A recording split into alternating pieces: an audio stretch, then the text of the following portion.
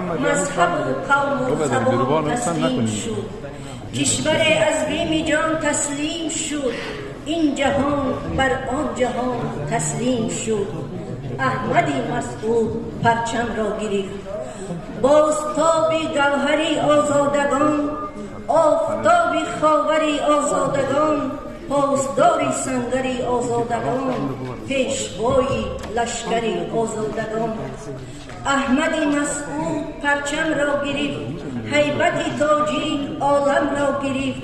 غیرت تاجیک عالم را گرفت. شوکت تاجیک عالم را گرفت. پنل مخصوص گفتگوی باز با